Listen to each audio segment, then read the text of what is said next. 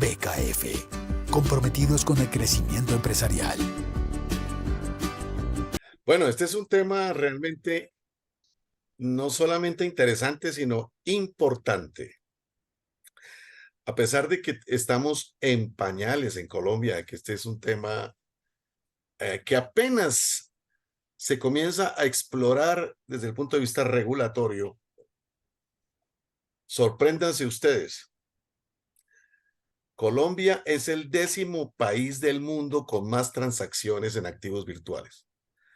Ese es un dato asombroso, porque uno pensaría que aquí estamos muy lejos de los demás. Fíjense que no es así. El uso de activos virtuales aquí es alto. El 15% de los colombianos han hecho alguna transacción con activos virtuales. El problema está en la regulación. O sea, transacciones hay, pero la regulación sí está muy colgada. Podemos decir entonces que en este momento el país está corriendo un gravísimo y altísimo riesgo en el manejo de estas transacciones, precisamente porque la regulación está muy atrás. ¿Qué es lo que tenemos en esencia en regulación? Bueno, no sé, ustedes deben estar enterados que hay un proyecto de ley en curso, que eso pondría orden en buena medida en estas transacciones. Ya ha pasado debates en Cámara y Senado, pero todavía pues no ha salido la ley. Esperemos que salga la ley este año y eso ayudaría muchísimo a organizar este mercado. ¿Qué más hay? Pues hay las obligaciones que trae la ley sobre SAGRI-LAFT, donde pues se exige que las entidades que realicen transacciones con criptoactivos pues cumplan tengan su sistema SAGRI-LAFT. Eso es lo que hay realmente en este momento en operación.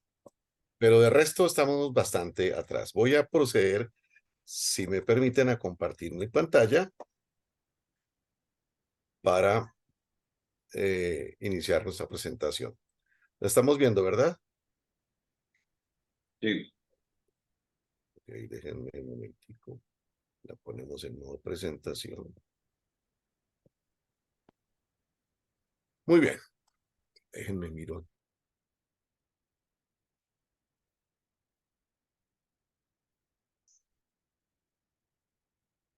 De contabilidad y de auditoría de criptoactivos, sin primero tener un breve acercamiento al tema.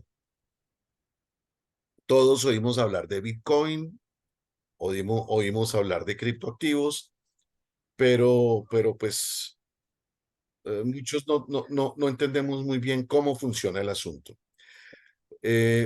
Seguramente algunos de ustedes lo tendrán claro. A los que lo tienen claro, les ruego un poco de paciencia, porque seguramente algunos no lo tendrán tan claro. Entonces voy a hacer un poco, digámoslo aquí, coquito. Vamos a hacer una aproximación desde cero. ¿Por qué estamos hablando de criptoactivos y no de criptomonedas? Bueno, porque los criptoactivos no son solo criptomonedas, ¿de acuerdo? Una criptomoneda es un tipo de criptoactivo. Los criptoactivos frecuentemente están relacionados con criptomonedas de una manera u otra, pero el término criptoactivos involucra más que solamente monedas, monedas cripto o criptomonedas. Vamos a hablar luego un poco más en detalle de por qué estamos diciendo que criptoactivos no es solo criptomonedas. Pero empecemos por el principio, ¿cierto? Por la definición. Puede haber muchas definiciones de criptoactivos. Aquí pues traté de redactar alguna recogiendo diferentes fuentes. Y lo que podemos decir es que un criptoactivo es un producto digital, ¿cierto? Ese producto digital tiene una característica de partida, de arranque, y es que se emite de forma privada. Solamente que todos los criptoactivos, el tipo de criptoactivo de qué se trate, está bajo la misma tecnología. Y esta tecnología se llama criptografía. ¿Mm? ¿En qué consiste esa criptografía?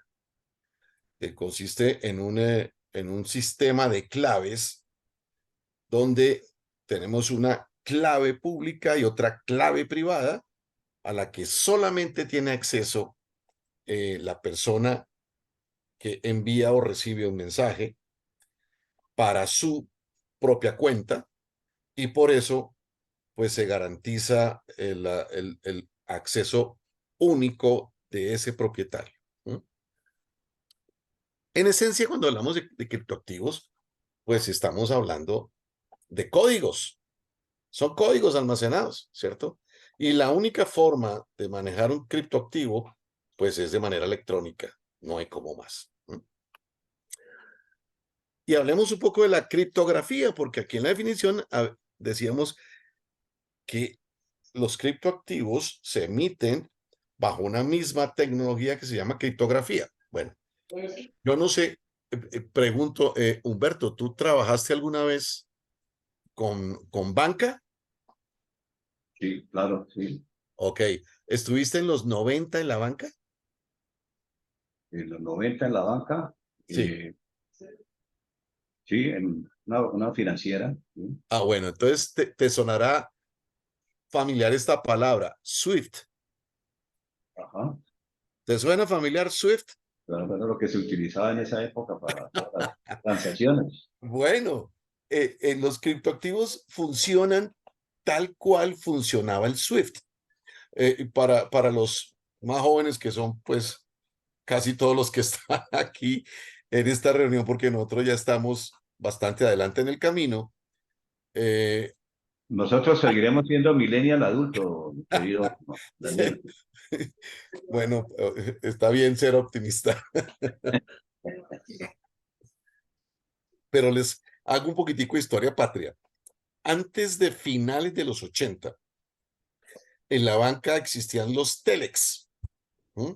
Entonces, cuando se hacía una transacción entre bancos, por ejemplo, o, por ejemplo, un cliente necesitaba un giro directo de Colombia hacia Estados Unidos, por ejemplo, pues el banco entraba a hacer ese giro directo a través de un banco corresponsal en Estados Unidos. ¿Y cómo lo hacía? Con un mensaje de telex. ¿Mm? Bueno, el telex también tenía una forma de criptografía, porque también tenía una clave con la que se podía interpretar el mensaje que llegaba cifrado. ¿Mm? Bueno, esa es la criptografía. Es una técnica para cifrar mensajes entre dos partes, haciendo que esos mensajes pues puedan ser seguros. Luego apareció el Swift, que fue un sistema ya, un software, porque el Telex no era un software. Telex era una gran máquina que enviaba y recibía mensajes. Eso era el Telex. Pero el Swift, en cambio, ya era un software. Bueno, ese Swift es el antecedente de lo que tenemos hoy con las transacciones virtuales. El Swift funcionaba así como funcionan los criptoactivos. Es decir, un mensaje cifrado con unos códigos que al otro lado podían abrir el mensaje y acceder a él. De otra manera, pues el mensaje no se podía ver. Eso, pues, fue una revolución en el mundo bancario y fue muy, pero muy importante a la agilización de las transacciones electrónicas en los años 90. Así que todos los criptoactivos usan la misma técnica de cifrado, que la llamamos la criptografía asimétrica. ¿M? Y se llama asimétrica por eso, porque tiene dos claves, una pública y una privada. ¿Esa pública para qué sirve? Para que todos los que están en la red puedan verificar la realidad de la transacción. Y la privada, porque es la que permite el acceso único a esa transacción. ¿M? También usan otra tecnología. El Swift no tenía esa tecnología. Es la tecnología peer-to-peer. Yo no sé si aquí alguien se acuerda de Napster. No sé si alguien se acuerda de Napster. Si alguien se acuerda de Napster, escríbalo en el chat. En el chat. Me acuerdo de Napster. Creo que Bueno, va a salir mucha gente, ¿verdad? ¿alguien se acordó? ¿Alguien se acordó de Napster o no? Bueno, esto es de más acá, eso no es tan viejo como lo demás, pero bueno, no veo aquí ningún mensaje, parece que ninguno usó Napster. Napster fue un sitio web que tuvo un éxito, pero brutal. Eso fue hace unos 20 años, tal vez, porque el creador de Napster, que era como todos estos tipos, un pelado, ¿no? Se inventó un sistema de intercambio de archivos de música y videos, ¿no? Y creó un sitio web para eso, de tal manera que cada persona podía ir con otra persona. Esa tecnología se llama peer-to-peer, es decir, par to par. En otras palabras, acceso entre dos directo, una comunicación directa. Eso es lo que hacía Napster. Entonces, digamos, si yo tenía canciones, no sé, de Mariah Carey o cualquiera de los artistas y quería intercambiarlas por unas de Bruno Mars, pues entraba a Napster y ofrecía las canciones y el que la tuviera la intercambiaba con el otro. Eso es tecnología peer-to-peer. Entonces ahí aparecía quién estaba conectado, qué canciones estaba subiendo y asimismo uno podía subir y bajar las canciones. Esa tecnología peer-to-peer es la que se usa ahora en los criptoactivos. Entonces tenemos una unión de tecnologías, una que es mucho más antigua, que es el cifrado, y una más reciente, que es la tecnología peer-to-peer. Aquí estamos viendo a la izquierda una figura de cómo funciona la criptografía. Ustedes ven que hay un documento original y el objetivo es que ese documento original llegue del emisor al receptor, ¿sí? Que lo están viendo, en las mismas condiciones. O sea, yo lanzo aquí el documento y la idea es que el receptor lo pueda ver igualitico a como yo lo lancé. ¿Cómo se garantiza eso? Pues cuando lo lanza, él pone una clave pública, ¿sí? Pone una clave pública, el documento se cifra, ¿sí? Y al cifrarse requiere una clave privada para poder acceder a él, ¿sí? Eso es lo que se llama criptografía asimétrica. Bueno, ¿de dónde salieron los criptoactivos?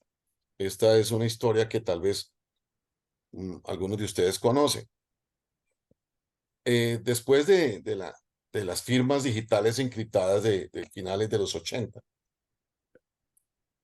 o sea que el invento de la criptografía asimétrica, que como ustedes ven tampoco es tan antigua, o sea, dobles claves han existido desde hace muchísimos años, pero no digitales, ¿sí?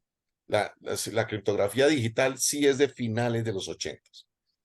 Pero en el 98, Wei Dai, un ingeniero, propuso la creación de dinero electrónico y propuso que ese dinero se llamara B-Money. Y el hombre hizo una propuesta bastante robusta, donde incluso propuso los protocolos para la creación. Aquí pues menciono dos de esos protocolos. Una base de datos separada por participante y una subasta para establecer el precio de potencia computacional. Esos dos elementos prácticamente están incorporados hoy en día. Luego, más adelante, el mismo DAI publicó un artículo Coin.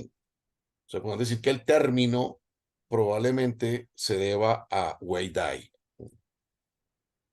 El artículo, fíjese que lo llama Bitcoin a Peer-to-Peer Electronic Cash System. En otras palabras, ya él propuso la incorporación de la tecnología peer-to-peer en una moneda virtual que se llamaría Bitcoin. Esto fue obviamente pues teórico, es un artículo, pero un año más tarde, Satoshi Nakamoto, que se parece al Espíritu Santo porque nadie lo ha visto jamás. De hecho, no se sabe quién es o qué es Satoshi Nakamoto, si es una persona, si es un grupo que tiene ese nombre, si es un seudónimo, no se sabe quién es. Pero el caso es que a él se atribuye el primer bloque de Bitcoin. O sea, la primera transacción de Bitcoin se realizó en el año 2009. Y curiosamente fue una compra de 2 pizzas por 10.000 Bitcoins. Ahora, si ustedes se ponen a pensar, si esas 2 pizzas se compraran hoy en dólares, ¿cuánto valdrían?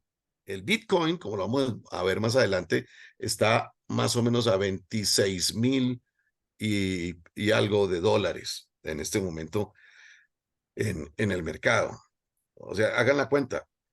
La persona que tuviera 10.000 Bitcoins, si alguien hubiera conservado esos 10.000 Bitcoins, pues hoy sería multimillonario a 26.000 dólares por Bitcoin. Otros conceptos que es importante entender antes de adentrarnos un poco más en el tema son los conceptos de hash, nonce y prueba de trabajo.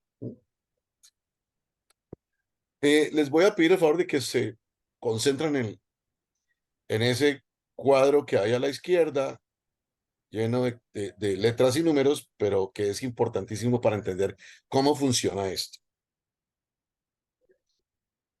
Porque es una cadena de bloques. Ustedes ven que aquí hay un bloque 1, ¿sí? Y luego hay un bloque 2. Aquí vemos que existe un primer conjunto de caracteres, digámoslo así, que se llama hash, ¿sí? Este es el encabezado del hash del bloque 0, ¿sí? ¿Qué es el hash? El hash es, digámoslo así, una serie alfanumérica aleatoria, ¿no? Y por el algoritmo creado cuando se inició con el Bitcoin, pues la solución de todas esas iteraciones que hace el sistema, o sea, el software lo que hace es iterar esa cadena de tipo alfanumérico, iterar hasta que logre que las primeras cuatro posiciones de esa cadena sean 4 ceros. ¿Ok? Entonces parte de un número aleatorio, o bueno, no un número, sino una cadena aleatoria, y comienza a hacer iteraciones, es decir, ensayo y error de manera aleatoria, hasta que logra que las primeras 4 posiciones sean ceros. Cuando esas 4 primeras posiciones son ceros, se considera que ya se resolvió el problema. ¿Ok? Es decir, que se consiguió la solución. Ese añadido que se le hace a cada cadena, donde se va variando uno a uno los caracteres, se llama nonce, ¿sí? El nonce es la variación que va sufriendo para irse generando la cadena que sea finalmente la que solucione el problema, ¿ok? Aquí están las transacciones y miren ustedes lo que sucede en este caso. Aquí hay un computador, normalmente los nodos del sistema, o sea, los nodos de toda la red del mundo, son los computadores de los que están metidos digamos, en el sistema de Bitcoin.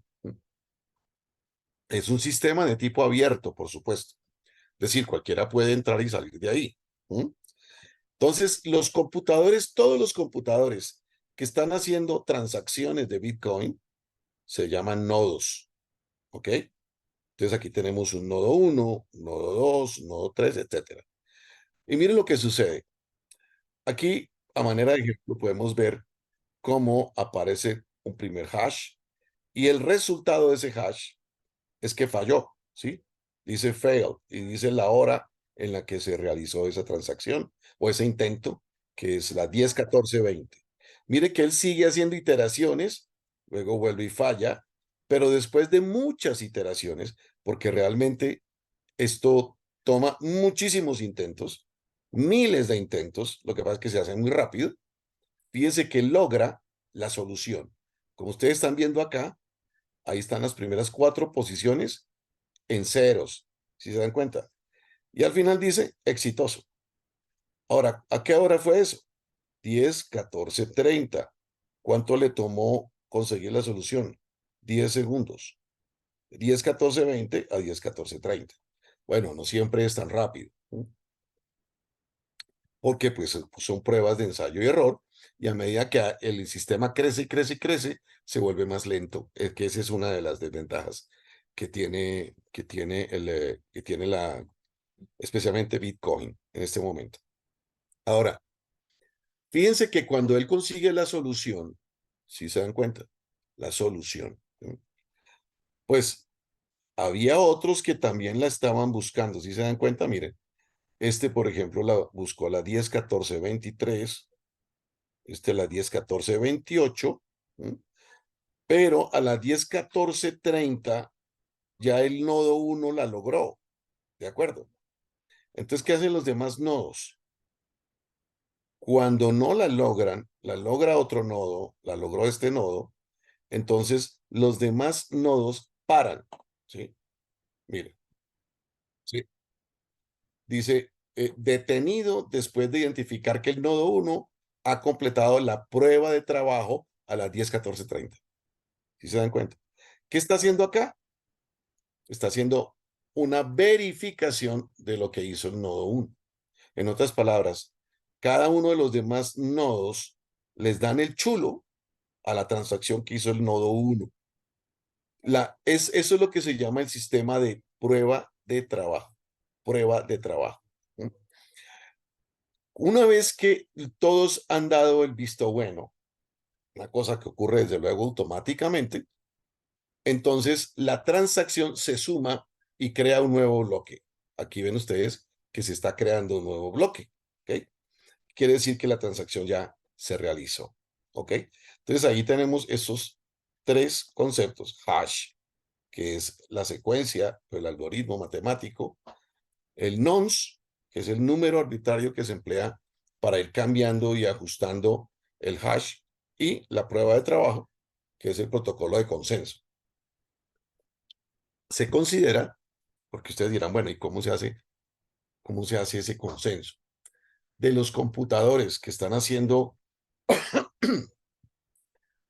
pruebas de trabajo, tiene que haber un 51%, o sea, la mayoría, que apruebe la transacción. En otras palabras, si alguien quisiera tratar de hacer la misma transacción, el, el sistema lo rechaza. ¿Por qué?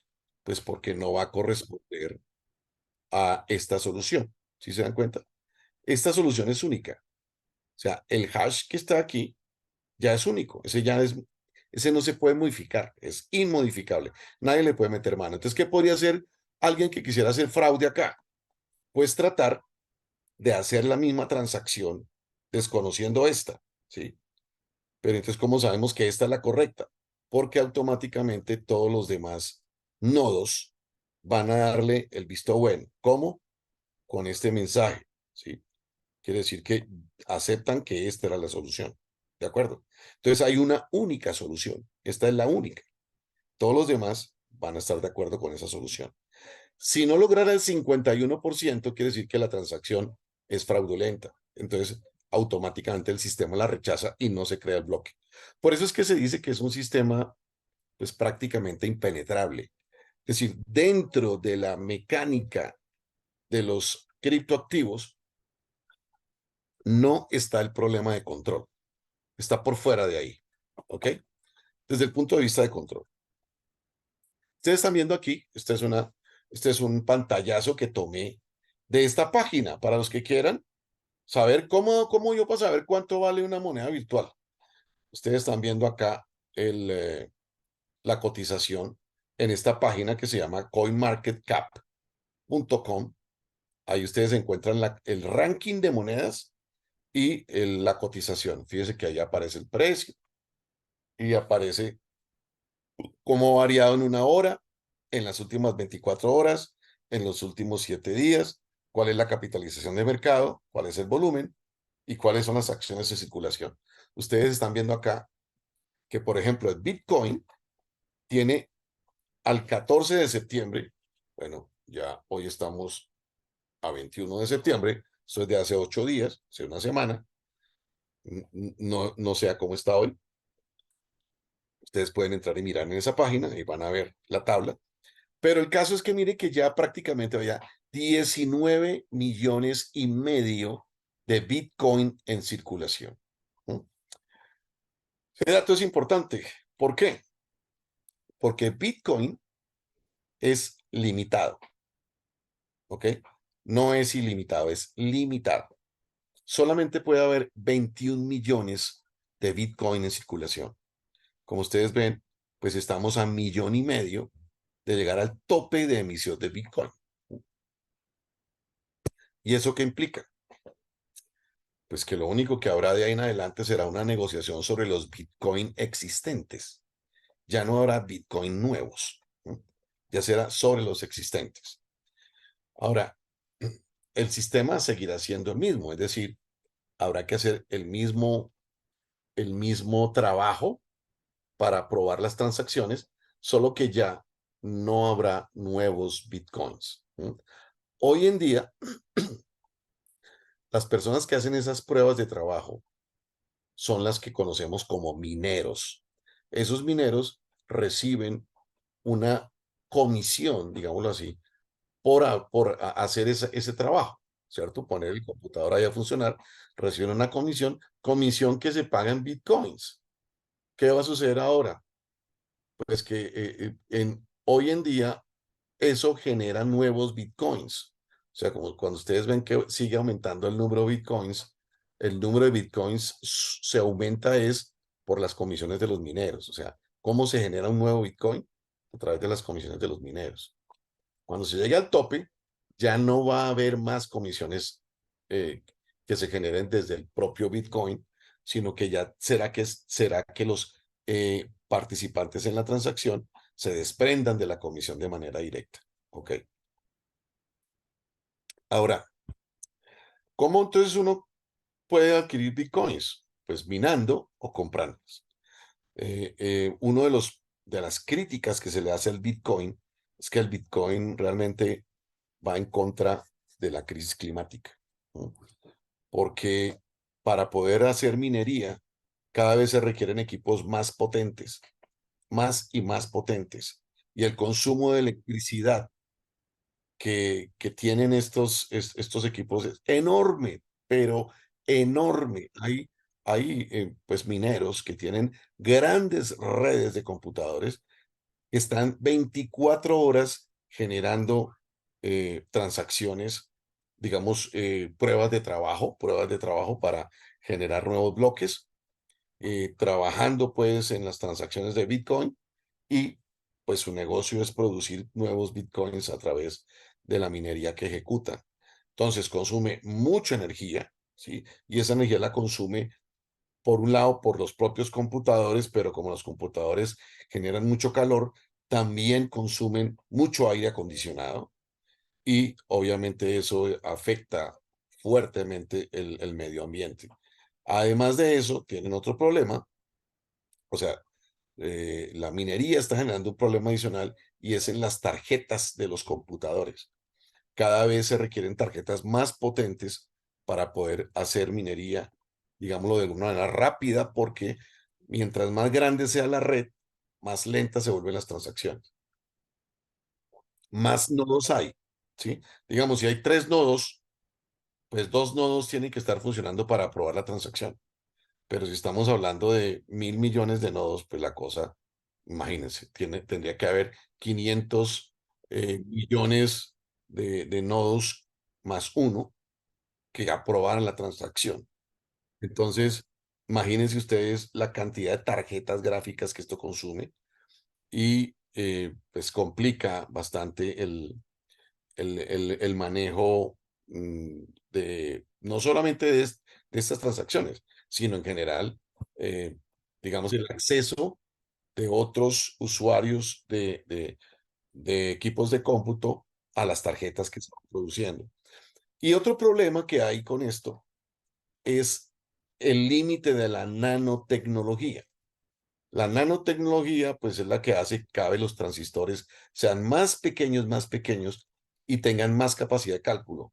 Pero eso no es ilimitado, eso tiene un límite. Entonces, lo que se plantea de pronto como alternativa es usar computación cuántica pero la computación cuántica hoy en día sería, con la tecnología que se conoce, sería impagable. No hay forma de poder asumir el costo de computación cuántica. Entonces, es decir, el fondo del asunto es que los computadores funcionan con bits, ¿no? 0 o 1, 0 o 1, 0 o 1. Pero en la computación cuántica puede ser al mismo tiempo 0 y 1.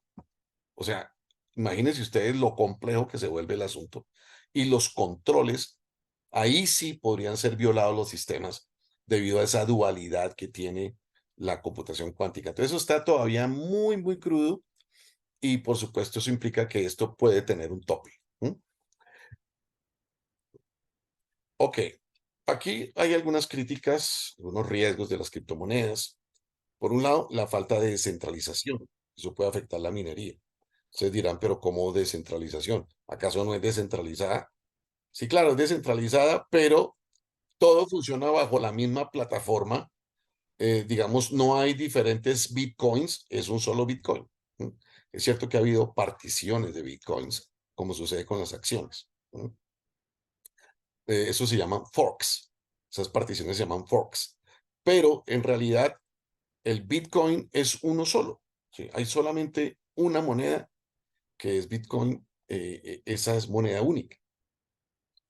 Entonces, obviamente, la sobrecarga que sufre el sistema hace que la minería se vuelva más compleja. Y por supuesto, como les decía, con el tope que tiene, con el límite que tiene, que son los 21 millones de monedas. ¿No? Como también les dije ya, el uso de recursos ingentes para poder funcionar. También la posición del sistema financiero, que es que esto, digamos, las monedas virtuales sí afectan al sistema financiero. ¿Por qué? Porque pues el sistema financiero es un intermediario, ¿sí? Con el uso de la tecnología blockchain se pueden eliminar los intermediarios. Si la banca puede pasar a un segundo plano, se puede relegar, porque los servicios financieros realmente es que no hemos llegado hasta allá, pero con la tecnología blockchain se pueden hacer todos los servicios financieros, e incluso el otorgamiento de créditos. ¿No? El otro asunto clave aquí es un riesgo importante de las criptomonedas, es la pérdida de claves. Esto es, esto es bastante delicado. ¿No? Como estamos hablando de transacciones totalmente electrónicas, la clave privada, ¿no? Que es una clave pues larguísima, esa clave no se puede conservar en ningún sistema de información. Se puede guardar en un computador que podría ser hackeado y la clave se podría conocer. Como prácticamente las transacciones son anónimas, es decir, son públicas en cuanto a la estructura de la transacción, pero realmente nadie sabe quién está detrás. ¿Sí? Son anónimas. Entonces, en la red no se puede ver la identidad de la persona que hace la transacción, solo un código. Todo es a punta de códigos. Entonces eso hace que ese anonimato dificulte mucho el rastreo en el caso de que se pierda una clave. Así que 99% la pérdida de una clave es la pérdida del dinero. ¿Sí? Lo mismo, por ejemplo, si alguien envía una transacción en criptomonedas a otra parte, ¿no? Y se equivocan en el destinatario y se lo envía al que no es, ahí no hay nada que hacer. Ese dinero se perdió. Entonces, bastante delicado el manejo de claves y el manejo del generador y el receptor de la transacción. También hay un riesgo de quiebra o hackeo de las casas de cambio. Ya ha habido unas quiebras muy grandes. Hace poco quebró una casa muy grande porque las casas de cambio sí pueden ser hackeadas. O sea, la tecnología blockchain no puede ser hackeada. La casa, como casa, sí puede ser hackeada. O puede quebrar, ¿sí? Se quiebra una casa de cambio, digamos, uno tiene una plata guardada en esa casa de cambio, esa plata se perdió. ¿Y quién responde? Nadie, no hay quien responda, porque como esto no es estatal, no tiene el respaldo del Estado, no hay quien responda. ¿Sí? Y justamente ese es otro problema grave que tiene. la falta de regulación estatal. Esto no es solamente el caso colombiano, es a nivel mundial, ¿no? La tecnología ha avanzado mucho más rápido que la regulación, así que hay en algunos países diversidad de regulación. Por ejemplo, en Estados Unidos, que es el país que más regulación tiene sobre criptoactivos. Ustedes encuentran allá normas divergentes para el IRS, para la SEC, para los estados que supervisan en cada estado pues las transacciones financieras, para el PCAOB. Entonces, cada uno tiene digamos como que tiene unas reglas de juego distintas para los criptoactivos y eso dificulta mucho, digamos, la transaccionalidad de este tipo de partidas. En el caso de muchos otros países, como inclusive el nuestro, pues es ausencia. Y si hay una ausencia de regulación estatal, realmente sí pueden ser utilizados para fines delictivos. Eso es indiscutible. Por eso ustedes ven que en el hackeo que acaba de tener el Estado, se dice que lo que hacen los hackers es pedir un rescate en bitcoins. Obvio, porque no es rastreable. O sea, no se sabe quién es el dueño. Es anónimo. Y por eso, pues sí en el bajo mundo, en los bajos fondos, se utiliza el bitcoin como moneda de cambio debido a que es muy difícil de rastrear, ¿no? Pero los usos que esto tiene sí son enormes y podemos decir que son ilimitados, ¿no? Eh, aquí a la derecha, en un libro escrito por Brown hace unos 3 años, que es de Wiley, pues él menciona 13 usos de la tecnología blockchain. Algunos de esos y otros distintos yo he puesto al lado izquierdo, ¿sí? Porque es que los usos son solamente la imaginación, lo que nosotros queramos hacer. ¿Sí? Por ejemplo, se puede hacer tarjetas de regalo y programas de fidelización de clientes con bitcoins, perdón, con blockchain. ¿Sí? Se pueden hacer pagos, contratos, cualquier tipo de contrato se puede hacer con blockchain.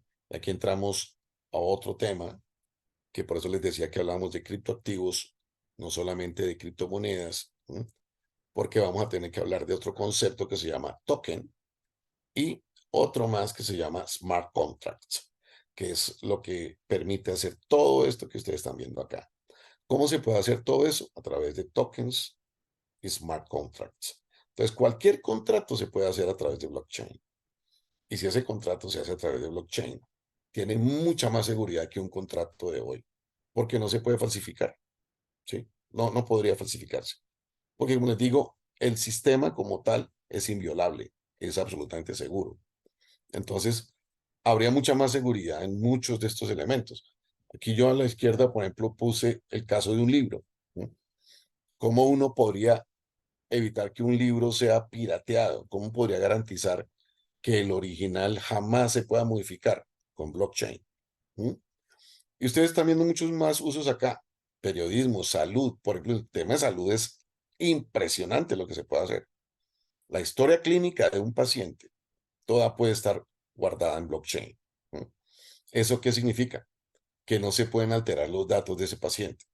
Sí, si eso estuviera en una red pública, pues yo podría acceder a mirar qué pasa con ese paciente, cuál es su historial médico, sin poder modificarlo. ¿No? Si diferentes usuarios pudieran acceder a eso, podrían tomar decisiones con total seguridad sobre las características del paciente. Por ejemplo, una póliza de seguro de vida no necesitaría pedir certificados de nada, solamente accediendo allí y teniendo el registro, la compañía de seguros sabría qué cosas excluiría de la póliza, cuáles no. Lo mismo sucedería en una cadena de servicios médicos, es decir, me refiero a cadena, un especialista lo remite a otro, el otro especialista que lo recibe, pues no tendría que pedir acceso a nada, sino que simplemente con el blockchain podría mirar directamente cuáles son los antecedentes de ese paciente. Es decir, Los usos son realmente ilimitados. Por eso digo que el uso de blockchain es la imaginación. ¿M? Ahí ustedes ven, por ejemplo, apps para economía compartida, derechos de autor, cadena de suministros, predicción y cobertura de riesgos. Es decir, son muchos, muchos usos que puede tener blockchain. El blockchain funciona para todos los criptoactivos.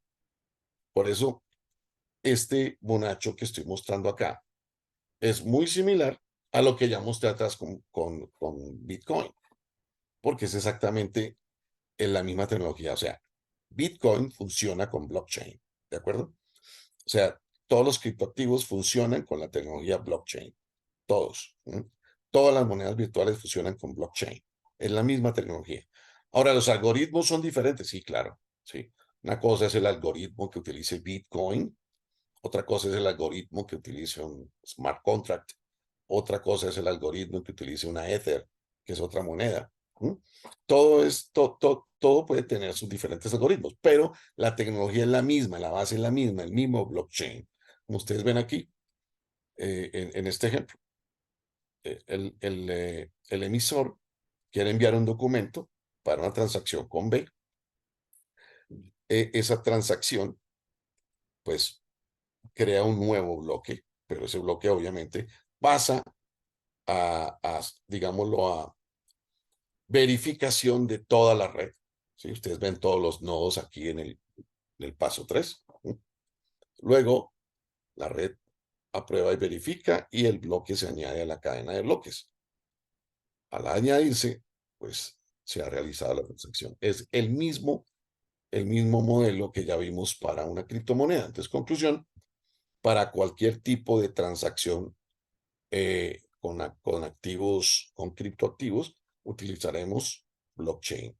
Y el mismo principio, la misma técnica de criptografía asimétrica, una clave pública y una clave privada. Entonces hablemos someramente de los smart contracts, que es donde yo creería que va a haber mucha actuación de la profesión. Me parece que más que en las criptomonedas. Más que las criptomonedas, ¿por qué? Porque las criptomonedas, bueno, a menos que uno sea auditor de una casa de cambio o algo así por el estilo, pero digamos como tenedores de criptomonedas, pues creo que las criptomonedas son algo marginal para las compañías. Puede ser que su uso se incremente. Sin embargo, pues este sí es mi punto de vista personal, ¿no? Pues yo creo que eso se demora todavía en que se logre implantar una criptomoneda como un medio de cambio, porque es que eso tiene muchísimas implicaciones, ¿no? Eh, el caso del Salvador, por ejemplo, muestra que no es tan fácil el asunto. Salvador tiene el Bitcoin como una moneda de curso legal. Sin embargo, hacer eso implica eh, que esa moneda, que es un medio de cambio, está respaldada por el Estado. ¿Sí? O sea, las monedas fiat que llamamos, que son las monedas, que son las monedas de curso legal en los países, se conocen como monedas fiat. Esas monedas no tienen un valor intrínseco, ¿cierto? Son solo medios de cambio. Pero ¿qué les da el valor? Ese valor se lo da, por un lado, que detrás hay una autoridad que las está emitiendo. Y por otro lado, el nivel de aceptación que tienen en la sociedad. Entonces, por ejemplo, si hablamos de nuestro peso, ¿qué nos hace aceptar los pesos? Sí, pues el peso no es sino un simple papel, ¿cierto? ¿Y qué diferencia un billete de 100.000 de uno de 2.000? Pues las figuras que están ahí entre los billetes, pero en esencia ambos son papeles, la misma cosa, un pedazo de papel. ¿Qué valor tiene eso? Pues mínimo. ¿Vale más el de 100.000 que el de 2.000? Físicamente, pues vale un poquitico más porque es más grandecito, ¿no? Pero intrínsecamente su valor es prácticamente el mismo y tiende a cero. ¿Por qué entonces aceptamos los pesos? Por un lado, porque existe un consenso social en que esa es nuestra moneda en circulación, ¿sí? Y eso nos hace aceptarla para cualquier transacción. Y por otro lado, porque existe una autoridad detrás, que es el Banco Central, el Banco de la República, que está emitiendo ese dinero. ¿Yo puedo cambiar los pesos por oro? No, no puedo. Yo recuerdo, porque me alcanzó a tocar de niño, y no sé si a alguno de ustedes también le tocó, que todavía los billetes decían, por ejemplo, 500 pesos oro, ¿sí? O 1000 pesos oro. Me alcanzó a tocar esa época. Eh, Eso realmente no era verdad. El patrón oro desapareció hace muchos años de la economía mundial. Así que no era verdad que uno pudiera ir al Banco de la República y decirle que le diera el oro equivalente a un billete de 500. Eso no era cierto. Pero todavía se usaba esa leyenda. Decía, el Banco de la República pagará al portador 500 pesos oro. Al desaparecer el patrón oro, ¿qué quedó entonces como respaldo de la moneda? El propio Estado, porque es el Banco Central el que la emite, ¿cierto? Y al emitirla, pues le está dando como la oficialidad a esa moneda, la validez para que pueda ser transada públicamente. Pero si vamos a hablar de una moneda virtual, pues no hay un banco central detrás, no hay un emisor detrás, ¿m? No hay nadie que respalde esa moneda detrás. ¿M? De hecho, pues fíjense los cambios tan bruscos que ha tenido el Bitcoin, ¿cierto? Que llegó a estar acercándose a los $100,000 por Bitcoin. Se pensaba que iba a llegar a $100,000, pero después tuvo una caída brutal y miren dónde está. Otra vez por debajo de $30,000. Porque simplemente es una cuestión de especulación, de oferta y demanda, y no tiene ningún respaldo detrás. Entonces, ¿qué ha hecho El Salvador? Hagan de cuenta como una economía dolarizada, que ya la traía porque estaba prácticamente dolarizada. En Salvador uno pagaba con pesos, con dólares, ¿sí? Entonces, ató el Bitcoin al dólar, ¿sí? Entonces, pues prácticamente tiene que ponerle un respaldo porque si no, no tiene poder de cambio. ¿Mm?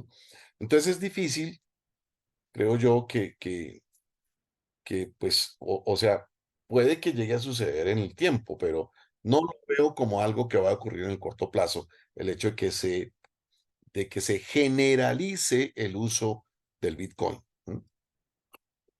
Eh, y por otro lado, como ya les dije, pues tiene un límite. Llega a 21 millones y de ahí ya pues no puede pasar, porque ese es el tope que le puso eh, el creador al momento de que inició con el Bitcoin. Ese es un límite que él puso en el algoritmo. No puede pasar de 21 millones. ¿Ok? En cambio, los smart contracts, esos sí que tienen toda la posibilidad y esos sí que van a dar duro en el mundo y en este momento pues ya están comenzando a utilizarse en muchos países. En Europa, recién hace unos 2, 3 meses, salió una regulación sobre smart contracts. Ya se comienza a ver que esto sí golpea duro en la economía. Pues porque tienen muchas ventajas, ¿no? Esa ventaja de la seguridad, de la inviolabilidad del contenido es una grandísima ventaja. Y por otro lado, su amplia flexibilidad, porque se puede armar sobre lo que uno quiera. O sea, cualquier contrato que quiera hacer, lo puede hacer a través de los smart contracts. Ahora, eh, ¿cómo funciona el tema? Con la misma tecnología de blockchain, ¿cierto? Aquí ustedes ven el monacho, tenemos unos inversionistas, ¿m? Unos inversionistas que tienen, eso sí, tienen detrás un respaldo. Puede ser dólares o puede ser incluso una criptomoneda, ¿sí?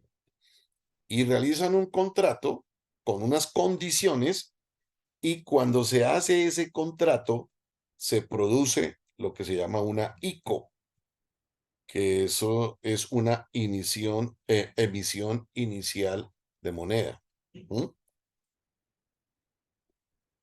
Eso quiere decir Initial Coin Offering, eso quiere decir ICO. Las ICOs son las que generan las empresas que realicen smart contracts, y los smart contracts pueden ser muy variados, así como les mostré en el cuadro anterior, de todo lo que se puede hacer con blockchain, todos esos son smart contracts. En el fondo, una criptomoneda es un smart contract, claro que lo es, solamente que el smart contract pues tiene muchas más aplicaciones que simplemente una criptomoneda. Usualmente cuando se hacen los smart contracts, el smart contract se viene a materializar en tokens, ¿sí? Entonces, como ustedes ven, mire que aquí tenemos el monachito, ¿sí? Aquí viene la inversión, ¿sí? Y a cambio, el inversionista recibe tokens, ¿sí ven? ¿Cómo funciona esto? Un ejemplo, sencillo, un ejemplo. Supongamos que nos inventamos, nos inventamos un software, casualmente, inventamos un software para hacerle auditoría a los smart contracts, ¿de acuerdo? Nos inventamos ese software. ¿M? Pero resulta que, pues, para lanzar ese software al mercado, necesitamos plata, ¿sí? No podemos hacerlo, digamos, yo tengo la idea del software, yo tengo ya como el código del software, pero miércoles, montar el software, volver, o sea, comercializar, digamos que lo quiero hacer también con una app. ¿M? Tengo el software y tengo una app dentro del software, o sea que el auditor podría, por su mismo celular, por ejemplo, probar o hacer pruebas alrededor de un smart contract. Sí. Entonces, ese software pues requiere una cantidad de plata, porque hay que crear pues toda la estructura para no solamente desarrollar el software, sino venderlo, comercializarlo. ¿De acuerdo?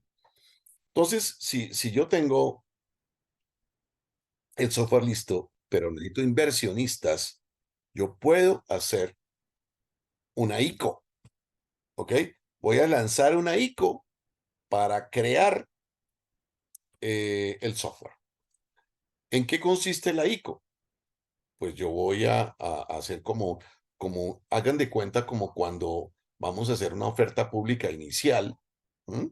En una bolsa de valores y vamos a decir eh, cuál es la inversión, cuáles son los pronósticos de la inversión, cómo se espera que sea el retorno, el mercado objetivo, etcétera, el precio de venta, todo lo que constituye un plan de negocio sobre ese producto que va a ser ese software.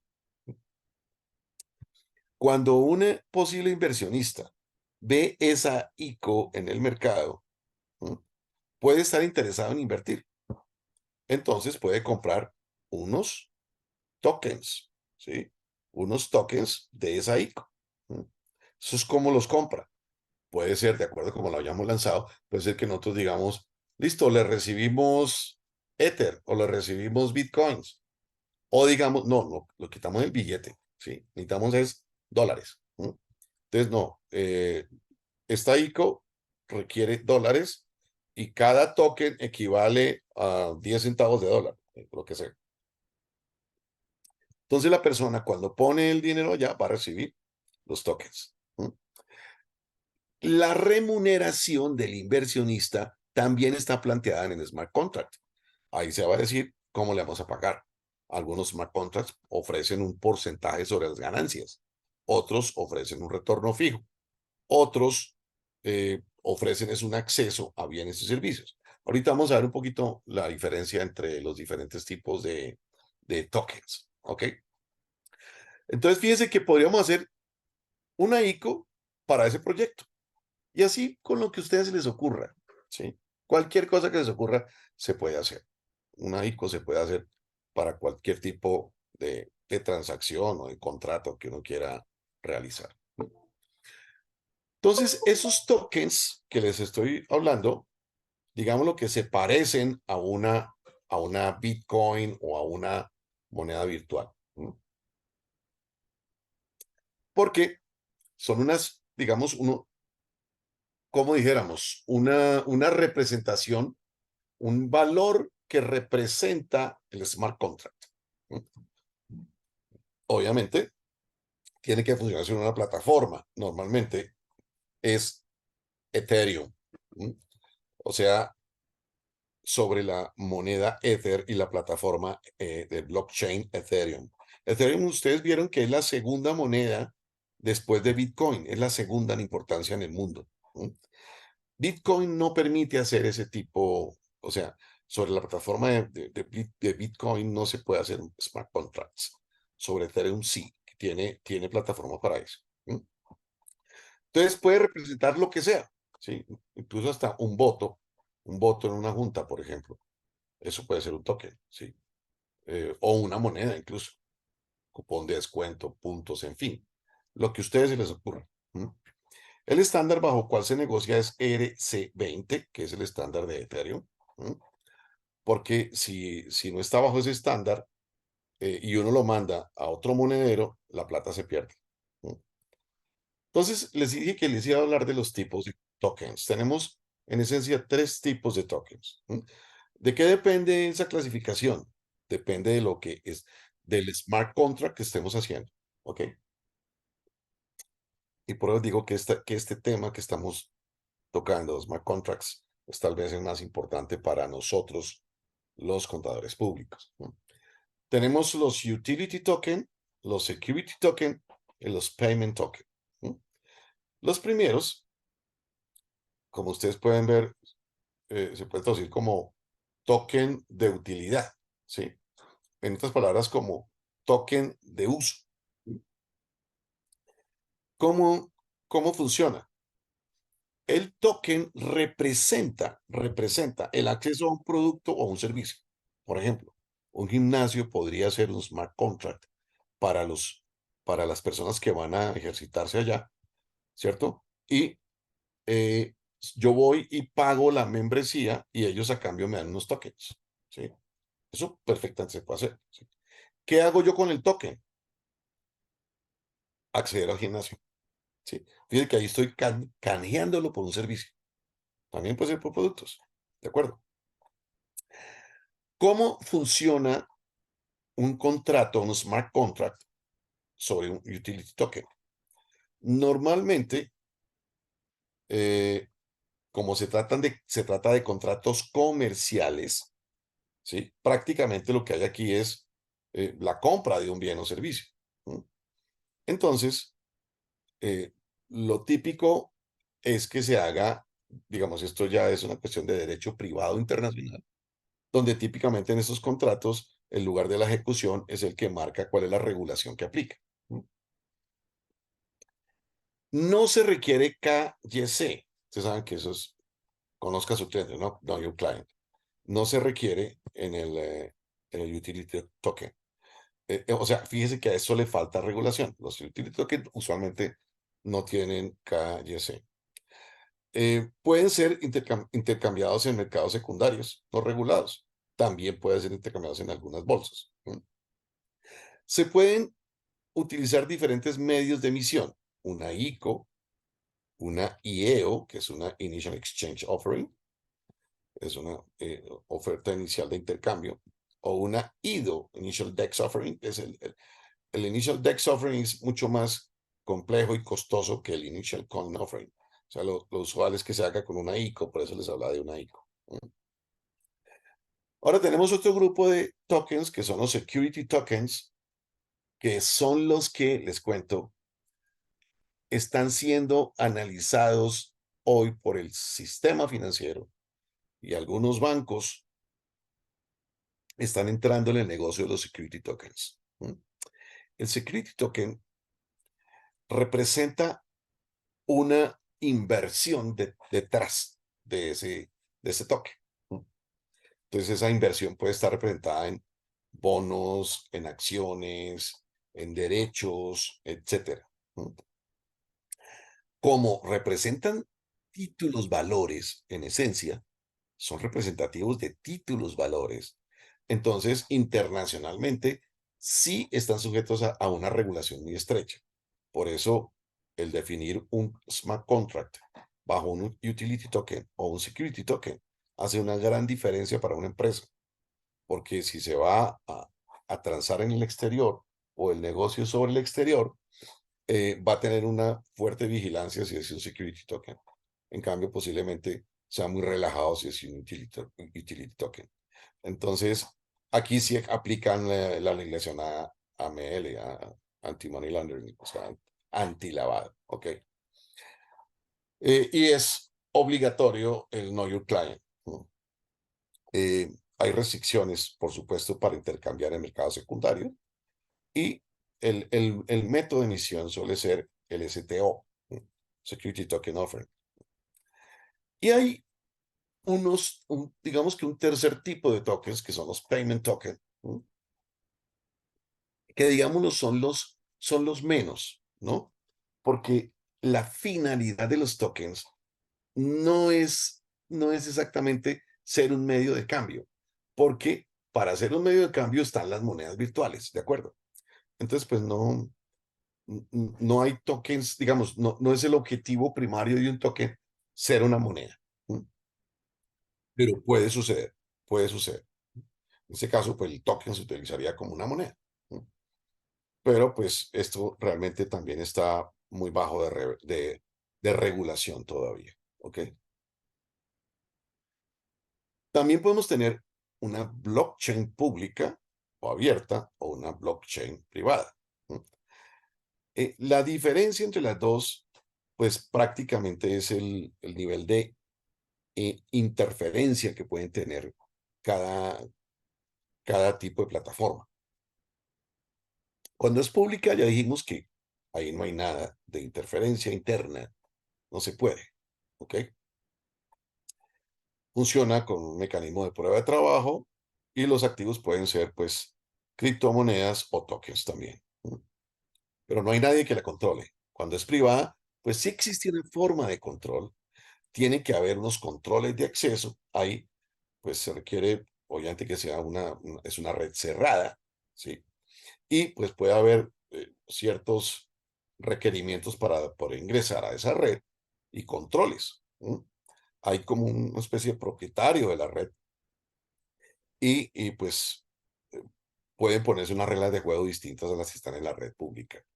Eh, si se hacen una blockchain privada, obviamente que el trabajo de auditoría sería más complejo, más detallado. ¿No?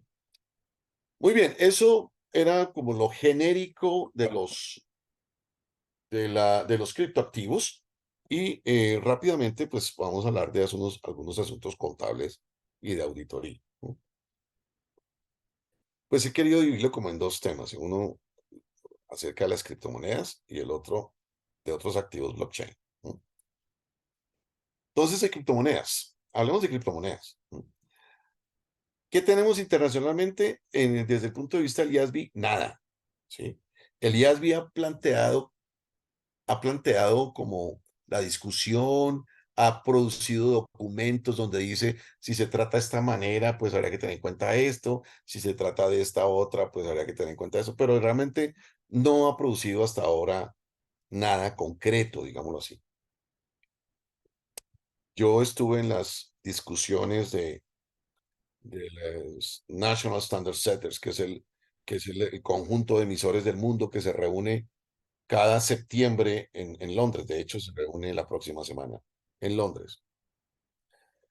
Desde el 2014 y ya se comenzó a hablar desde el 2014 de activos, de criptoactivos. Y fíjense, están pasados de esos 9 años y el IASB no ha producido nada concreto. ¿Por qué? La razón para mí es que el IASB no hace nada hasta que, hasta que esté seguro de que el tema es un tema de alcance universal, que es un tema requerido por el mundo. ¿No? Y pues parece ser que todavía no está convencido de que haya llegado al nivel de penetración y al nivel de necesidad que haga que se desarrolle normatividad sobre esto. A mi modo de ver, las soluciones a los criptoactivos desde el punto de vista del IASB pueden ser de dos tipos. Una, modificando la norma existente, una norma existente. O la otra, creando una nueva norma. En el primer evento, pues tendría que el IASB decidir cuál norma es la que va a utilizar. En el segundo evento, pues implicaría generar una nueva NIF. ¿Qué ventajas y qué desventajas tiene cada uno de los dos enfoques? Y yo veo que el IASB todavía no ha tomado una decisión frente a cuál va a ser el método que va a usar. Si modifica alguna NIF, habría que hacerle bastantes modificaciones, porque implicaría elementos de reconocimiento, elementos de medición, elementos de presentación y nuevas revelaciones. Mientras que, y eso podría resultar siendo demasiado invasivo para una norma. Mientras que si crea una nueva norma, pues tendría todos estos elementos totalmente por aparte. O sea, mi impresión, o sea, mi punto de vista es que debería ser una norma distinta, una nueva norma, ¿sí? Y no un adendo a una de las normas existentes. Pero como digo, eso todavía no está definido. Como no está definido, pues varios países ya han comenzado a emitir normatividad. Y esa normatividad pues tiene variaciones de acuerdo a cada país. Entonces veamos someramente qué opciones podría haber, ¿sí? En principio, ¿cuáles podrían ser las normas que podrían utilizarse para contabilizar criptomonedas, específicamente criptomonedas? Entonces, primero sería tratarlas como un instrumento financiero. Claro, si las tratamos como instrumento financiero, tenemos que revisar si cumple los criterios de un instrumento financiero. Entonces, primer punto, ¿son un contrato? Realmente una criptomoneda no es un contrato. Pues uno diría, pues en el fondo es un contrato, sí, pero es un contrato mucho donde son todos contra todos. No, no hay realmente ahí una contraparte que uno pueda decir, responde por algo, no, no lo hay. Entonces, no cumple realmente la definición de contrato que exige que sea instrumento financiero. Uno podría decir, oiga, pero no podrían ser efectivo y equivalentes. ¿No? Bueno, en el caso de El Salvador, puede que sí, por el hecho de que están ya como aceptadas como de curso legal y hay cajeros donde uno puede retirar o consignar bitcoins. ¿No? Sin embargo, eh, subsisten dudas, ¿no? Por lo que les digo, porque igual ni siquiera al volverla de curso legal han podido ser tan de curso legal como uno esperaría que fuera una moneda. ¿No? ¿Por qué considero que no son efectivo y equivalentes? Porque una de las reglas para el efectivo equivalentes es que no haya cambios importantes de valor, o sea, no haya un riesgo de cambio de valor significativo. Y obviamente pasa todo lo contrario con las criptomonedas. Son altamente volátiles, o sea que el riesgo de cambio de valor es altísimo. Divisas no son. Claramente no son divisas. ¿Por qué? Pues porque no tienen un emisor. ¿Pueden comportarse como activo financiero? Sí, se pueden comportar como activo financiero. ¿En qué sentido? En el sentido de que yo puedo invertir, ¿sí? Y esa puede ser una inversión a riesgo, pero igual inversión y espero un retorno. ¿Mm? Sin embargo, cuando uno mira lo que son activos financieros, no parece encuadrar en ninguna de las definiciones de activos financieros, ¿sí? ¿Por qué? Pues porque los activos financieros, ustedes lo pueden ver ahí si no me falla la memoria, párrafo 11 de la NIC 32, donde menciona que son, donde están las definiciones, digámoslo así, de activos y pasivos financieros. Y ahí dice que un activo financiero es efectivo, o puede ser una, un derecho a recibir efectivo u otro activo financiero, ¿sí? Y aquí no lo hay, realmente no lo hay. ¿No? Porque uno no puede decir que tiene derecho a recibir efectivo porque entonces ese efectivo tenía que ser un efectivo curso legal. No tiene ese derecho, ¿sí? O puede ser un derivado, ¿no? O puede ser un instrumento patrimonial de otra entidad. No son un instrumento patrimonial, no son un derivado. Por consiguiente, pues pensaría uno que no cumplen los criterios para definirse como activos. Sin embargo, como les digo, o sea, como escribo yo acá, pueden comportarse como activos financieros. ¿A qué me refiero con esto? No necesariamente el tratamiento contable requiere que la partida físicamente sea lo que dice la norma que sea. Uno lo que puede mirar es el comportamiento de la partida y registrarla de acuerdo con ese comportamiento. A mí me parece que las criptomonedas sí se comportan como activos financieros, pero claramente no lo son, ¿ok? No lo son. O sea que uno lo que podría decir es, recordemos muy bien lo que dice la NIC 8, ¿no? Por allá los párrafos como 10 a 14 más o menos, que está hablando del tema, donde dice que cuando uno tiene dudas, debe ver si hay una norma que trate un tema similar. Y en este caso, pues uno podría decir, hombre, yo podría homologar de alguna manera la NIF 9 para efectos de las criptomonedas. Oh, pues obviamente este es un punto de vista personal, ¿no? Como inventario, si uno parte de la NIC 2, en la NIC 2 el inventario inicia por el costo. Claramente el costo no es una base apropiada para medir una Bitcoin, de ninguna manera, ¿no? A mí me puede costar $26,000 hoy y mañana puede estar costando 24,000, ¿no? Entonces el costo no es una base apropiada, no refleja la realidad económica. Pero tampoco es útil el concepto de valor neto realizable. ¿Por qué? Porque el valor neto realizable es un concepto que sirve para medir el deterioro del inventario. Y aquí, pues, no aplicaría un concepto de deterioro porque el deterioro estaría implícitamente reconocido en el valor razonable de la moneda. Podrían ser inventarios si se tienen para compra y venta continua, ¿cierto? Pero desde ese caso estarían fuera del alcance de la NIC 2. Está en el párrafo 3 de la NIC 2, donde dice que no está en el alcance de la norma el inventario que se mida a valor razonable, ¿sí? Como materias primas, etcétera. Entonces pensaría que podrían ser inventario si se tienen para especulación, pero no se podrían medir bajo NIC 2, ¿ok? Propiedades de inversión. Aquí volvemos a hablar nuevamente del comportamiento, ¿cierto? El comportamiento, porque obviamente sabemos que las propiedades de inversión son inmuebles, por definición, NIC 40. Sin embargo, miremos el comportamiento. Entonces iniciaría por el costo. ¿Mm? Bueno, válido. Posteriormente se mediría valor razonable. ¿Mm? Hay que tener en cuenta que la NIC 40 permite la opción de valor razonable.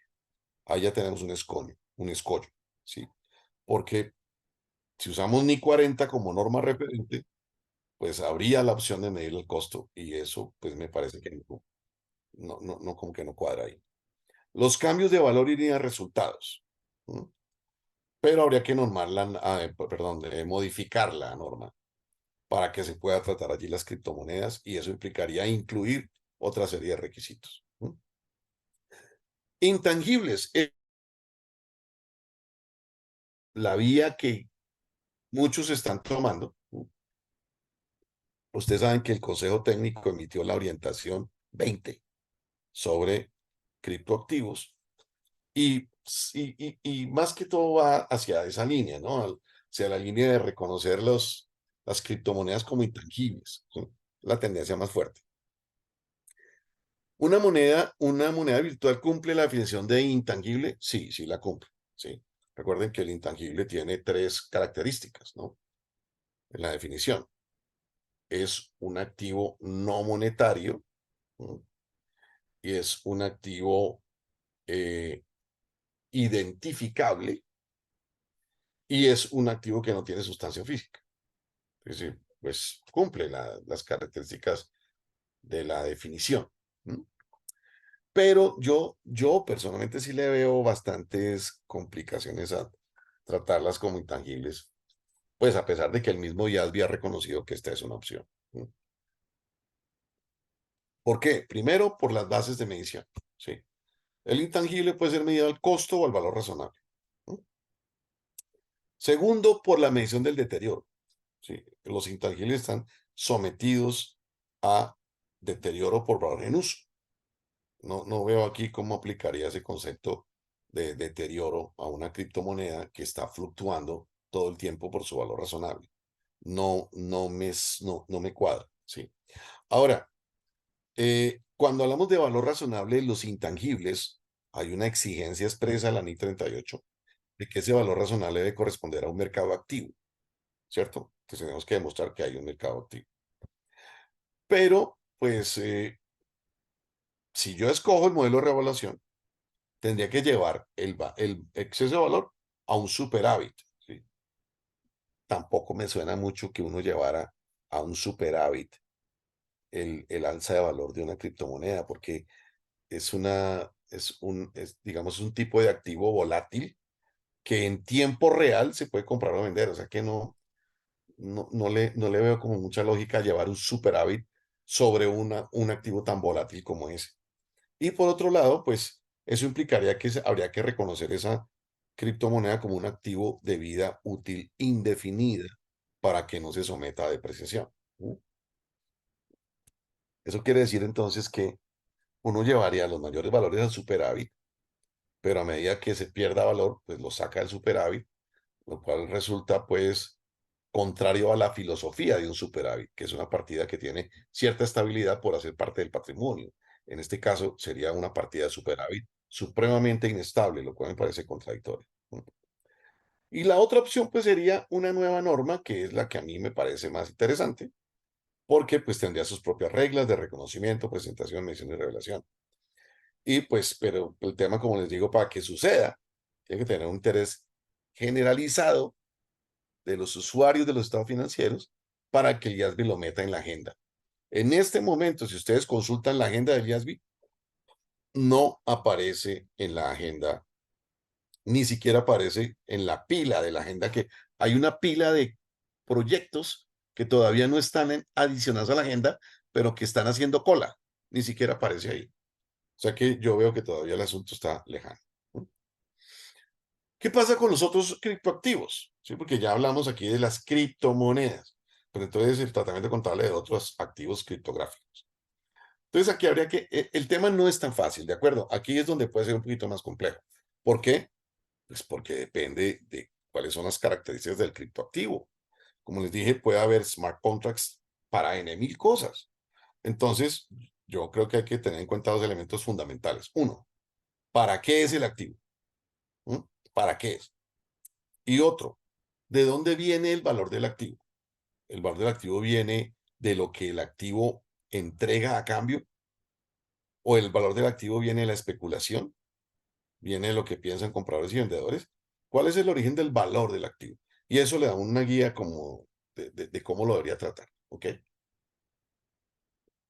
Aquí tengo como una tablita teniendo en cuenta esos dos elementos, el propósito y el valor inherente. ¿Sí? Incluir las criptomonedas, porque igual como ya dije, criptomonedas son un tipo de criptoactivo. ¿Mm?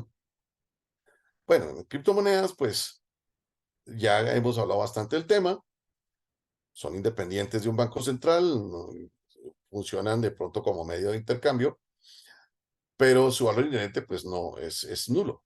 Sí, su valor viene desde la oferta y demanda, no tiene nada más. Fíjense que se supone que una moneda de curso legal, digamos que el soporte que está detrás de esa moneda de curso legal es la producción del país, el Producto Interno Bruto. ¿Sí? En este caso no hay nada. ¿Qué es lo que soporta el Bitcoin? Nada. Es puro viento. Entonces, ¿de dónde viene su valor? Pues de oferta y demanda. Sí, porque si ustedes pueden ver de dónde vienen los Bitcoins, ya les expliqué. Pues vienen del pago a los mineros por solucionar los problemas lógicos en las transacciones de blockchain. ¿Sí? Entonces, eso viene prácticamente de la nada, ¿de acuerdo? No está soportado contra nada. Entonces, el valor inherente, pues, es nulo. ¿No? Si el token es respaldado por activos, ¿no? Esto significa entonces que el respaldo es algo que está por fuera del blockchain. ¿Sí? Es una representación apropiada de un activo físico, pueden ser commodities o cualquier otro tipo de bienes o servicios. Entonces, en ese caso, fíjense que el valor sí deriva del activo subyacente. Si es un utility token, pues ahí hay un acceso a un producto o un servicio, y el valor, digamos, se deriva es del derecho de acceso, ¿sí? Y entonces, como es un derecho de acceso, pues eso tendrá que ver con la demanda del servicio o del producto que esté ofreciendo el emisor.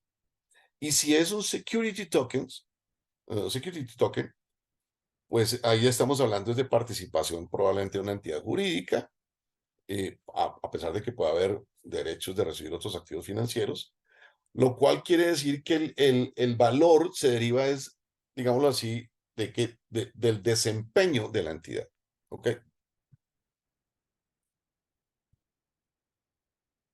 Eh, entonces, contablemente, ¿cómo diría uno que se deberían tratar?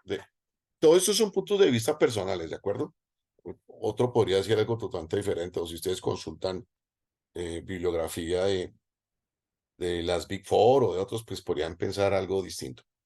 Pero, pues desde mi punto de vista, si el token está respaldado, ¿cierto? O sea, si el token está representando un bien o un servicio, entonces podrían ser un derivado. ¿Por qué? Pues porque recuerden que un derivado tiene tres características, ¿sí? Una, es hacia el futuro, ¿sí?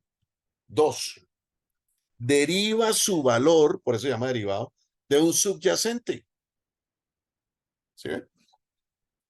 Y tres, pues tienen una baja o mínima inversión inicial. Entonces, si el token realmente está representando un acceso a un activo y se dan esas tres características, podría ser un derivado, ¿sí? Ahora, si hay acceso al activo subyacente, pues habría que tener el tratamiento de acuerdo con la norma aplicable, la que sea, ¿de acuerdo? Inventarios, intangibles, incluso propiedades, planta de equipo, etc. Si hablamos de los security tokens, podrían ser activos financieros. ¿Por qué? Porque están representando valores, ¿sí ven? Valores. Y pues tenemos que mirar la definición de NIC 3211. Como aquí sí estaríamos hablando de un smart contract, entonces sí se cumple la definición de contrato, ¿de acuerdo? Ahí sí cumpliría con ser un contrato. Entonces podría ser un activo financiero, pero como les digo, no se puede asegurar siempre los security tokens van a ser activos financieros, o los tokens, tokens respaldados van a ser derivados. No, nos toca mirar la estructura del smart contract para ver cómo se trataría el token. ¿Ok? Si es un security token, por ejemplo, que se usa como especulación, pues ahí podría ser un inventario de valor razonable porque es compra y venta todo el tiempo. Y los utility tokens, típicamente, digo yo, típicamente, serían pagos anticipados. ¿Por qué? Porque implican muy frecuentemente acceso a servicios, como el ejemplo del gimnasio que les puse, en mil ejemplos más. Accesos a bibliotecas, a museos, o acceso a un servicio. Entonces, si es así, pues sería un pago anticipado. El pago anticipado es un intangible en esencia.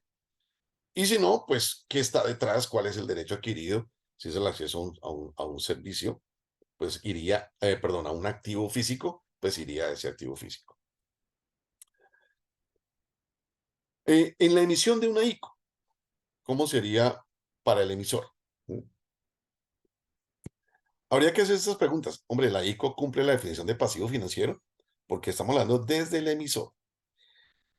Es decir, yo tengo una obligación de entregar efectivo o equivalentes de efectivo o un instrumento financiero para liquidar el contrato. Si la respuesta es sí, entonces habría que aplicar la NIF 9. Si la respuesta es no, entonces habría que ver cuál es la obligación. ¿Ok? En otras palabras, si la obligación es otra, distinta a entregar un elemento financiero, pues uno tendría que resultar en la NIF 15. Segunda pregunta, ¿cumple la definición de instrumento de patrimonio si no es un pasivo financiero? Si la respuesta es sí, pues debe aplicar NIF 32. Si la respuesta es no, pues hay que ver si corresponde a otro tipo, a qué tipo de elemento es, que sería el tercer paso. ¿Es un pago anticipado de bienes o servicios? Si la respuesta es sí, claramente sería un ingreso diferido. Y eso es NIF 15. Si la respuesta es no, es porque no hay ninguna de las anteriores, y ahí nos tocaría entrar a mirar la naturaleza de la transacción, el marco conceptual, y bueno, conocer las normas para ver cuál sería la que más se aplicaría. Y algo sobre auditoría. ¿Sí? Digamos que el primer problema de auditoría para mí es el hecho del anonimato de la tecnología blockchain. ¿Sí? Especialmente en la aserción o afirmación de derechos y obligaciones, ¿sí? En el segundo grupo de aserciones que trae la NIA 330, pues es complicado o es poco difícil probar esa afirmación. Además, habría que tener en cuenta si eso está en manos de un custodio, si está en manos de un tercero que lo está custodiando, pues tendríamos que probar los controles de ese tercero. Pero sea como sea, lo primero que tendríamos que hacer, y les cuento una cosa, aquí es donde en este primer paso que voy a mencionar, donde se han varado hasta ahora en Latinoamérica las Big Four. ¿No? Las Big Four no han querido meterse en este tema. ¿Por qué? Por el riesgo. Porque cuando evalúan los procedimientos de aceptación y retención de clientes de la NIGC 1, ¿se acuerdan ustedes? La NIGC 1 que, bueno, todavía no la tenemos en Colombia oficialmente, pero pues no está en contravía con lo que decía la NICC 1, la norma internacional de control de calidad. Pues al hacer el checklist, digámoslo así, de los requisitos para aceptar o retener clientes, se varan y consideran que el riesgo de auditoría es muy alto y prefieren no hacer auditoría de emisores de ICOs. Esa es la realidad en Latinoamérica. En los países desarrollados sí lo están haciendo. El enfoque que usemos, es decir, si vamos a usar pruebas sustantivas o pruebas de cumplimiento, pues depende de las circunstancias. ¿Sí? Entonces, la pregunta es, bueno, ¿y cómo probamos esto? ¿Con pruebas sustantivas? Es decir, yendo a pruebas de detalle sobre las partidas o a pruebas de cumplimiento, es decir, yendo a los controles o al control interno alrededor de estas partidas. ¿Sí? ¿Cuándo se puede usar un enfoque de pruebas sustantivas? Uno diría, pues, la entidad no emite criptoactivos. Si es un emisor de criptoactivos, pues no sirve un enfoque de pruebas sustantivas. ¿Ok? ¿Por qué? Hombre, porque el riesgo de control es mucho más importante que el riesgo inherente. Entonces, pues, hay que entrar a probar controles. ¿Sí? O sea, haciendo el riesgo inherente muy alto, pero el riesgo de control sería más alto si estamos hablando de un emisor. Cuando el negocio principal no gira en torno a los criptoactivos, pues uno podría usar un enfoque de pruebas sustantivas. ¿No? Cuando tenemos una tenencia marginal, es decir, no es significativo el valor. ¿No? Digamos, si cuando digo allí que el negocio principal no gira en torno a ellos, que no se trata de una casa de cambios, ¿ok? Una casa de cambios de criptoactivos. Si fuera así, tendríamos que ir a probar controles, porque como digo, el riesgo de control sería mucho más grande. ¿No? ¿Uno cómo prueba la propiedad? O sea, la aserción de derechos y obligaciones. Pues se puede probar dentro y fuera de blockchain, ¿cierto? Dentro. Bueno, pues dentro la forma más fácil es a través de los extractos o estados de cuenta que emiten las casas de cambio sobre los criptoactivos y para el valor por la cotización que ya les mostré en la página web donde se ven públicas las cotizaciones. ¿Ok? Fuera. Digamos que habría que hacer pruebas complementarias si es fuera del blockchain. Por ejemplo, a través de un rastreo de de pruebas de transacciones con los extractos o los movimientos de las cuentas bancarias. Estamos hablando obviamente de un cliente que es una empresa formal, pues tendrá que haber habido una transferencia de fondos hacia los smart contracts. Uno tendría que verificar que esos valores pues tengan coincidencia con los valores que aparecen registrados en las cuentas donde se estén manejando los activos virtuales. Claro que si la transferencia no es con dinero, sino con otras partidas y no monetarias, bienes o servicios, pues ahí sí se vuelve más difícil la propiedad, establecer la propiedad si uno no utiliza pruebas de control. ¿Ok? Y bueno, las pruebas de cumplimiento, ¿cuándo? Obviamente se trata de un emisor, si negocia grandes volúmenes, ¿y qué controles se probarían? Por ejemplo, manejos de claves y su custodia, niveles de autorización de transacciones, segregación de funciones entre contabilidad, custodia y operación, por mencionar algunos controles. Bueno, finalmente, hombre, si blockchain es tan seguro que sigue teniendo riesgos. ¿Mm? Bueno, aquí menciono algunas razones, ¿no? Puede que la transacción no esté debidamente autorizada. Eso quiere decir que ahí podría ser fraudulenta o incluso ilegal. ¿Por qué?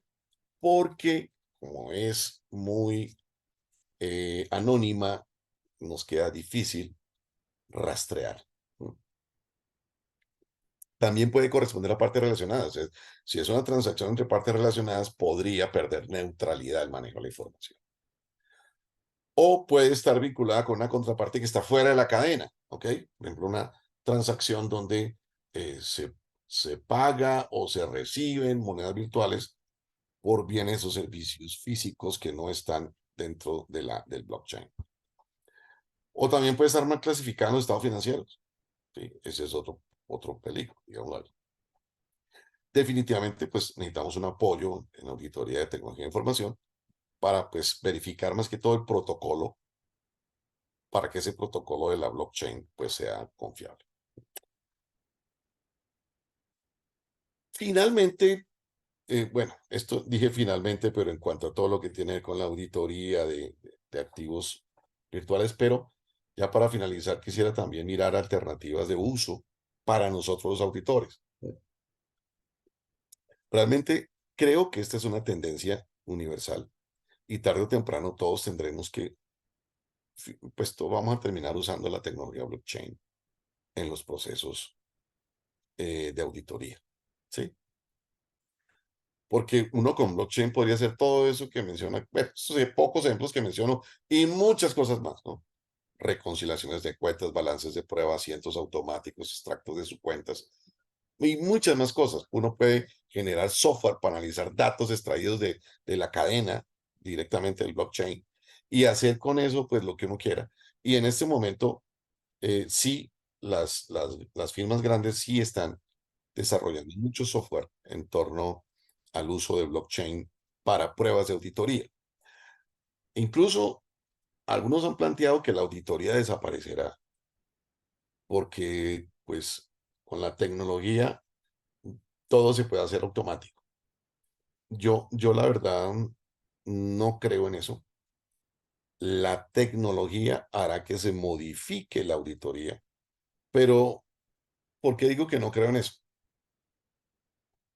Porque en la medida en que el ser humano de alguna manera pueda cometer un error, un fraude o incidir en la información, se necesitarán auditores y eso no lo podrá cubrir todo una inteligencia artificial. Lo veo muy lejano todavía, porque una cosa que todavía falta mucho por desarrollar en ese campo es el juicio profesional y la capacidad para correlacionar información y concluir con base en años de experiencia y de conocimiento acumulado. El computador puede hacer muchas de esas cosas porque puede acceder a información de todos los años que se quiera, desde que esté metida en un software, y puede tomar decisiones con base en todos los datos que le den. Pero esos atributos humanos que todavía no son automáticos, como lo que conocemos nosotros como la malicia o el olfato de un auditor, a eso le falta muchísimo para que el día en que un software o que un computador haga eso, ese día los computadores serán humanos. Y para eso todavía creo que falta mucho terreno.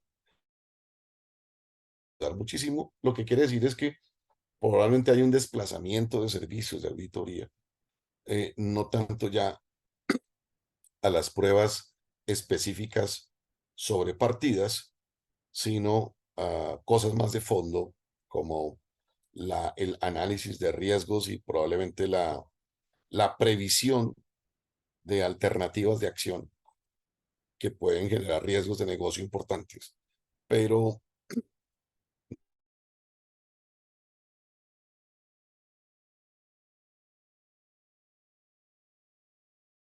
con la tecnología, pues sí podemos desaparecernos. A mostrarles, muchas gracias a todos y no sé si tienen alguna, con mucho gusto. No sé si, Daniel, en el chat alcancé a ver una pregunta que básicamente preguntaban sobre el efecto tributario que tiene los criptoactivos. Pues, No, obviamente, en este momento uno puede decir que las utilidades que efectivamente se realicen en moneda local son las que generan efectos tributarios, porque como los criptoactivos no tienen vida jurídica actualmente, pues no pasaría nada mientras la transacción no se vuelva dinero, peso colombiano. Es lo así que es. considero, ¿no? Bueno, bueno muchas gracias, Daniel, por excelente presentación, ilustración. Creo que precisamente ese es un abreboca para lo que es y viene. Y muchas gracias, Daniel, y a todos los participantes aquí de Colombia y fuera del exterior. Muchas gracias a nuestros clientes y amigos. Buena tarde y están pendientes de pues, una nueva oportunidad. Un gran abrazo para todos. Buen día. Muchas gracias a todos. Feliz día.